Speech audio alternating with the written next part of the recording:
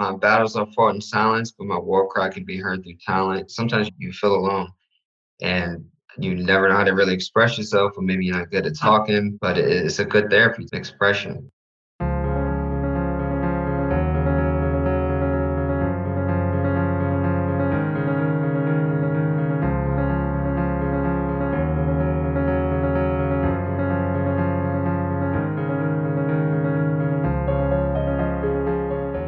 Welcome to Grain Rainbows, the podcast community for people coming out LGBT plus later in life. I'm your host, Dr. Ginger Campbell. Wherever you are on your journey, I hope this podcast will help you feel less alone. My guest today is Army veteran Andre Barnhardt. While Andre did not actually come out later in life, he has a story that needs to be heard. But before we listen to Andre's interview, I just want to remind you that you can find more episodes of Grain Rainbows at grainrainbows.com. And I hope you will subscribe for free in your favorite podcasting app. You can also get show notes automatically via our newsletter.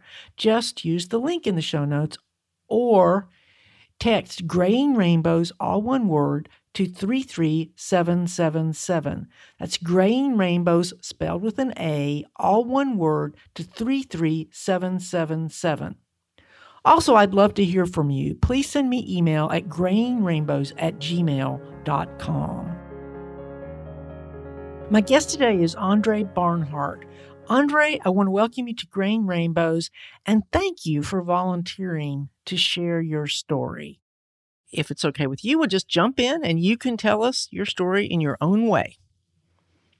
All right. First, I want to say, thanks for having me here. I am pretty excited to actually be telling my story today because for so long it has been a big fear and it interfered with some of my mental health, some of my contributes to drinking. So yeah, it's pretty good to be here to tell my story today.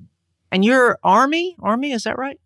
So yes, I'm Army. I did 4 years. My MOS in the military was infantry, or 11 Charlie, and I got one tour in Afghanistan. So that's what it's kind of leading to my story here today. Part of my coming out story would be dealing with being Black and gay in the infantry. I'd say about 10th grade and my mental state as far as like accepting myself. Because around that time I did meet a guy and we dated for a little bit and it felt right. It felt comfortable. It felt, wow, this is what I've been missing. He was out there and he was outgoing and he had friends that loved him and loved being around him. So I was like, hey, you know what? I want that. I want that. I started talking to more people. I started getting a little bit more happy in my sexuality. I started experimenting a little bit more, wearing different clothes or anything to say that, hey, this is me. So then it did get to a point where it was like that. I was able to go into a room and I really didn't care who knew about my sexuality because at the end of the day, it was like, hey, you either love me or hate me. In which I felt people gravitate towards that and people didn't care. So I didn't care. It wasn't a problem for me. Going into the military, I say about a year at the high school, and after seeing so many people in uniform and admiring them, I said, hey, you know what? It's time for me to do this. I should do it. So I did it. So it's like a big accomplishment for me, especially since my 2 childhood dreams were to join the military or become an actor. So I decided to go with one that's a little bit more reasonable. So yeah, then I joined the military. And I think that was around the time, one, there wasn't really many Black guys there. Out of like 250 recruits, it was like about 10 Black people out of the 250 people that joined. So then I was exposed to I heard a lot of discrimination there, just people who coming from small towns and stuff like that. So I said, okay, you know what, that's fine. I have to deal with that. I understand that. Be a little bit understanding. So I made it a effort to work with them and continue to show them that, hey, your perception of what you think is not really true. Not all of us are like that. And a lot of them became good friends because of that. However, still I would hear what they would say about gay people. They were completely against it. It was like, hey, we can sit there and get over the fact that you're Black, but it was just some of the comments you would hear and the hate that you would hear there. Or, hey, like a gay man don't belong and gay man can't do this, gay man can't do that. Or just putting us in so many different categories to where there were strong beliefs behind it. So they would often back it by their religious beliefs. So it's like, how do you change that? So that part of me, I just started to shut down and keep to myself. I wouldn't express that part. And overall, it took a toll on me. Not even necessarily that they need to know, but what's it doing to myself? I'm taking away this happy, outgoing person I felt like, and becoming this serious soldier that's just focused on war or being prepared for it.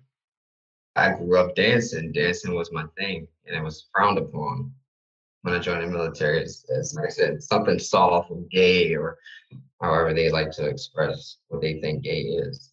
Then the only time I felt like I could be myself or be happy with who I am is if I drank. That kind of like ultimately what started my drinking. It used to be drinking for fun and parties, started to be drinking just so I can be myself, I guess. So that went on for a while until it became like, I guess part of me became, I almost felt like it was a split personality or split difference. Like on one hand, I'm Barnhardt, this soldier, and then on the other hand, I'm Andre, and that's the person that's creative, happy, outgoing, confident. And I didn't know how to separate the two for a long time. Again, after coming back from deployment and having had PTSD along with some other issues, back issues and pains and stuff like that. So whenever you try to go seek help, it's almost like it's being frowned upon by the people around you, or they telling that you're too weak or you're not strong enough. And it also puts a halt in your military career. So here I am trying to prove that I belong, trying to prove that just because I'm gay does not mean I'm weak, or just because I'm sexuality doesn't mean there's a battle, I guess, in my own head, but it felt like reality where I felt like, I could not go and get this help or then I'll be proving these guys right. They whole misconception of what they think gay people are capable of. Is that why you ultimately left the service? Now, I ended up getting out of the service. Prior to leaving, I got 2 DUIs back to back.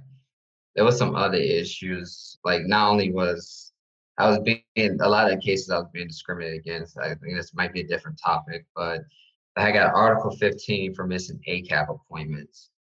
And ACAP is appointments that you take when you transition out of the military. But what happened was my window wasn't open until 2 months. And then when this come down, you know how the military works. You don't volunteer, you get voluntold. So I now sign these papers. I schedule my classes outside my reenlistment window so I can show them, hey, here's my reenlistment paperwork, take me out these classes. So when that time came, I missed one of those appointments. I was on a wait list for Hawaii, and they decided that they want to give me an Article 15 for missing ACAP appointments that they know I didn't schedule. And I think one of the lieutenants said, so many people, because I was asking why can't I get a waiver since that's when they be giving to everybody else. And his response was, too many people are missing appointments, so therefore we're going to make an example out of you. And then that's when they gave me the Article 15. And I ended up getting a DUI and then a second one. I did get out with an honorable discharge. I did finish my full time in the service, but they put me on a code 4, which is, I can't re-enlist again. Yeah, but keeping your honorable discharge is a big deal because that's the key to keeping your VA benefits. Indeed. So yeah, that does play a part on, why I'm not joining the military anymore. So what happened after you got out? There we go. So after I got out of the military, when I got my last DUI, that's when I stopped drinking. And during that time, I had 1 month left. So when I got out of the military, I was dealing with being out of the military. I was dealing with not drinking anymore, trying to find that person I was when I would drink. So I guess once I got out of the military, I was just facing all these problems left and right. But I ended up going to school. I didn't finish school. Went to school for videography. I didn't finish because, again, just mental state wasn't right. Still, at the same time, I wasn't, like I said, I wasn't being myself. I felt like, I don't really know how to describe it. I felt like I wasn't there. I was just moving or living. Was there something that you saw was a turning point for you? The turning point for me was, like I said, when I got my last DUI, and it was on the weekend. I had only been back from deployment for a year and a month. And to have my unit being against me, to being locked up in a cell, to where having your freedom completely taken away from you, something that you're supposed to be fighting for, something I felt like I worked really hard to prove that I can do, and then I could belong. I guess to have all that taken away from me and realize how many people I was hurting in the process, that was like my turning point. When I did a 30-day inpatient treatment, one of the things I started to explore more is being creative again. How can I express myself without feeling like that I'm taken away from my masculinity? Like, how can I sit there and just be this outgoing person again without feeling like the world knows that I'm gay and judge me based on being gay and not the person that I actually am? Spent a little bit of time on the medication for a while where I really just didn't have no ambition, no drive, still trying to adapt with sobriety and being out of the military. Then I started working with a woodworking company. And during my time in the woodworking company, I had stopped taking the medication and I had started to put this energy into this woodworking, this using this, therapy. Some of the stuff and products that we make, we get a lot of feedback and people just loved it. You know what I mean? It made their day, it made them happy. And I enjoyed that. I enjoyed making people happy. So I think that's where I slowly started to get a spark of who I was prior to the military. But then again, still, I was working with a veteran company, so I felt like, even working with veterans, these are people still in the military, and I always felt like if they knew about my sexuality, then they wouldn't accept me.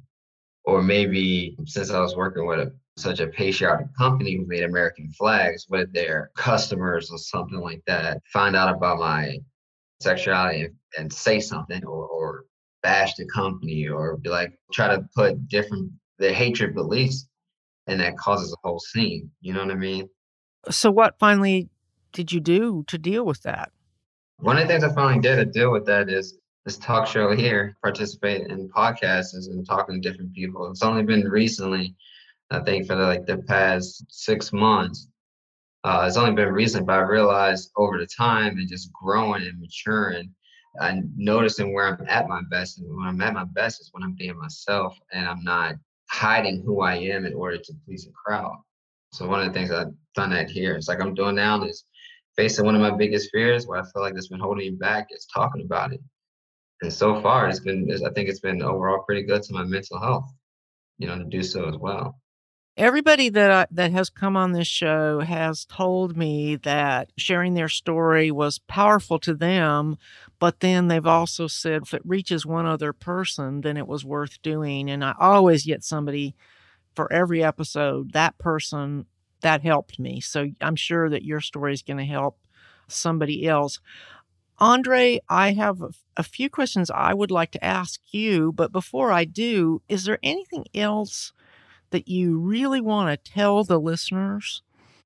There's a quote that I wrote is my battles are fought in silence, but my war cry can be heard through talent. Sometimes you feel alone and you never know how to really express yourself, or maybe you're not good at talking, but it's a good therapy expression. Well, it sounds from what little you've told me that one of the things that stands out to me is that you're really fighting against a certain stereotype about what it means to be a gay man, and especially what it means to be a gay Black man, because so many people assume that gay men are effeminate in some way rather than being masculine. Have you been able to reach out to other, in the lesbian world, we call it masculine of center when you're not being really, it's kind of backwards for lesbians, but as a masculine identified gay man, I don't know if that's an official phrase, but that's certainly the words that come to my mind as you share your story. Have you found a way to connect with other gay men who have the same kind of, is self-identity the right way to describe it? I'm not sure. I also challenge myself to interact with people that act out, trans or feminine, masculine. My goal is to try to eliminate that type of proceeding because if someone is gay, at one point, yeah, I would stay away from people that were feminine, but now my perspective and stuff changed to where I'm not just I'm looking at them as for who they are. So I guess that's why I haven't really actually reached out to any masculine group of men, because I want to teach myself to not look at that, interact with all people. And I think that's what, if I want people to do that for me, then I got to be able to do that for myself as well. That makes sense. So are you continuing your woodworking or do you have a new project on the horizon? I haven't continued with my woodworking. I had to put a little break in it for the time being. I had like a little mental health break to where I was working. I just started a new job. I just got a new place. I've been in for a couple of months. Work was extremely slow. So I wasn't making enough income to be able to take care of the rent. And then, just having the PTSD symptoms with the nightmares and not sleeping did drove me into a little mental break where I wasn't cleaning up after the dogs. So kind of let clothes kind of pile up everywhere. So the landlord came in, he saw it, he wasn't too happy about it. So then he gave me to the end of the month leave. But the reason why I think what led to that mental break was not just really work or the nightmares, is figuring out, I guess, the core of the problem. Like what stops me or what prevents me from moving forward or pushing forward, or what takes away from my drive. And I think that so far has been the same answer that's been coming to my head, which is not being myself, being afraid of what others may think, being afraid of losing friends or losing business. And it's not where I want to be. So I've made some changes. I started talking to a therapist and then putting more work into my projects. Well, first of all, as a veteran, as you being a veteran, I want to thank you for your service. And I don't know, that I work as a physician at the VA. And so, of course, most of the patients I see are Vietnam veterans, and they got treated really badly when they came back. For one thing, PTSD wasn't an official diagnosis yet, but I see all the problems that they have. And so just deciding not to drink is a big deal because I've seen so many of these guys destroy themselves, with alcohol and other drugs, but especially alcohol. So I'm glad you made that big choice. Yeah, that is a pride of joy of mine. 7 years, 7 years and counting. That's fantastic. If someone is listening who might be struggling in ways that are, well, maybe other servicemen or ex-servicemen or anybody, do you have any particular advice you want to share? One, don't be afraid to have a support group or find a support group that'll help you in the long run.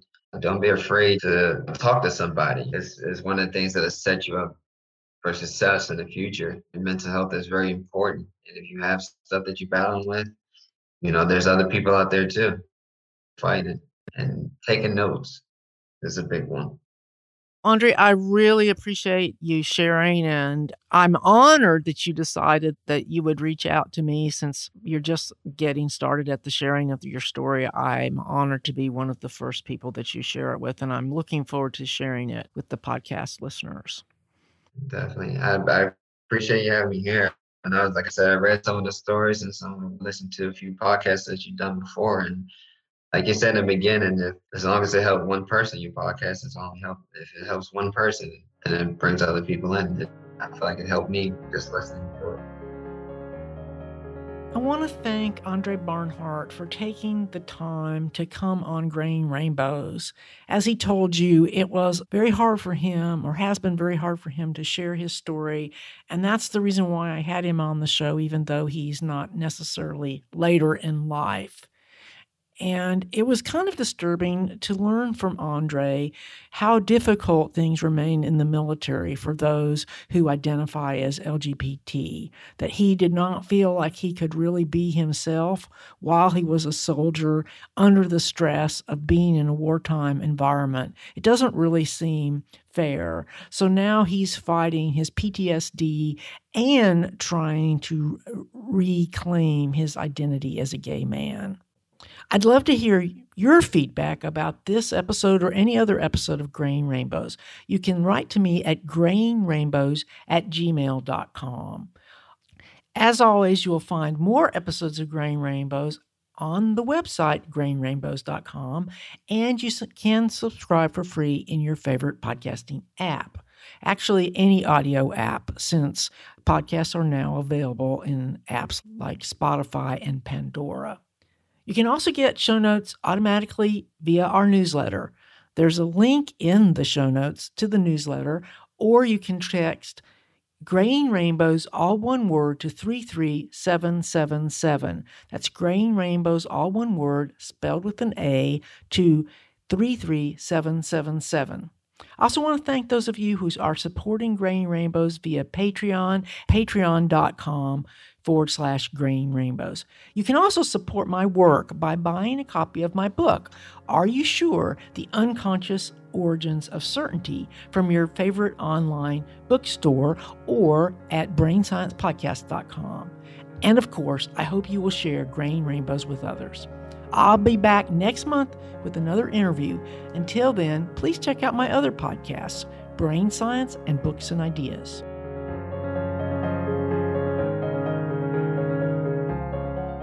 Graying Rainbows is copyright 2021 to Dr. Virginia Campbell. You may copy it to share it with others, but for any other uses or derivatives, please contact me at grayingrainbows@gmail.com.